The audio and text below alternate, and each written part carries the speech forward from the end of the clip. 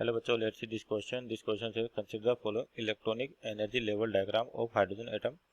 Photons associated with shortest and longest wavelength would be emitted from the atom by transitions labeled.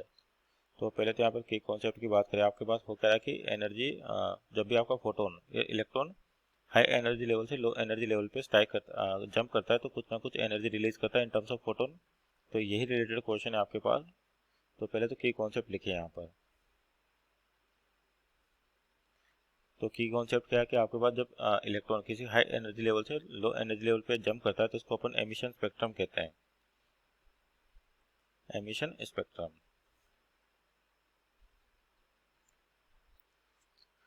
तो देखिए यहाँ पे पूछा कि वेवलेंथ यानी कि शॉर्टेस्ट और लॉन्गेस्ट वेवलेंथ. शॉर्टेस्ट वेवलेंथ का मतलब एनर्जी मैक्सिमम और लॉन्गेस्ट वेवलेंथ का मतलब एनर्जी मिनिमम.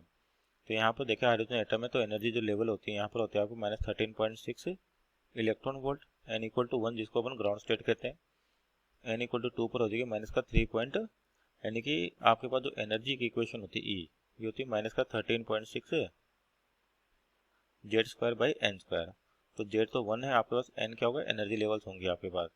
तो अगर इसको 4 से डिवाइड करें तो जो एनर्जी लेवल होती है आपके पास कितनी आती है यहाँ पर जो एनर्जी होगी 3 पॉइंट आपके पास होती है 4 इलेक्ट्रॉन वोल्ट.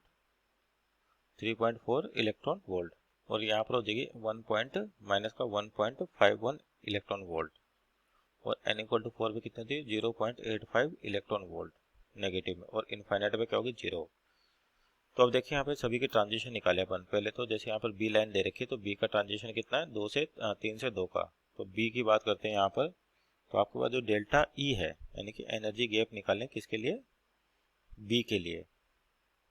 तो सबसे पहले बी के लिए बात करें तो डेल्टा ई की जो वैल्यू आ जाएगी आपके पास यानी कि एनर्जी का डिफरेंस.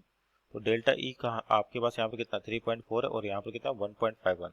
तो दोनों को माइनस करें अपने पास कितनी मिलेगी 1.89 इलेक्ट्रॉन वोल्ट. और उसी तरह से मान लीजिए आपके पास अगली लाइन कौन सी सी लाइन. तो सी लाइन की बात करें तो यहाँ पर जो एनर्जी डिफरेंस आ जाएगा आपके पास कहाँ से कहाँ का ट्रांजिशन है आपका सी 4 से 2 का. तो 4 पे एनर्जी कितनी है 0.85 और 2 पर कितनी 3.4. तो यानी कि एनर्जी डिफरेंस जो आ जाएगा यहाँ पे जो जाएगा 2.55 इलेक्ट्रॉन वोल्ट. उसी तरह से अगली देखें अपने पास कौन सी लाइन है डी सी होगी डी लाइन देखते हैं. तो डी का ट्रांजिशन आपका 4 से 3 का है तो एनर्जी गैप निकालें यहाँ पे.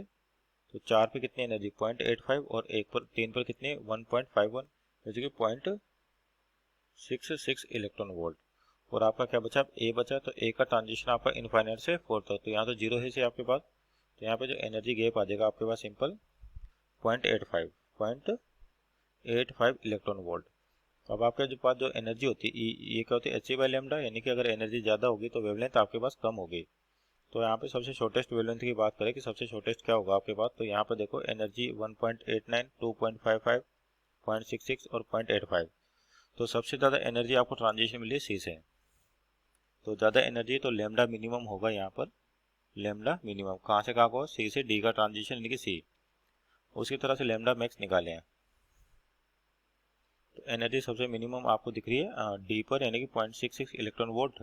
तो कौन सी लाइन है आपको डी लाइन है. तो यानी कि लेमडा मैक्स मिलेगा अपने को डी ट्रांजिशन में. तो यहाँ पर देखिए शॉर्टेस्ट अपने पास कितना सी और लॉन्गेस्ट कितना है D. Means option number C is our right answer. Hope you understood well. Best of luck.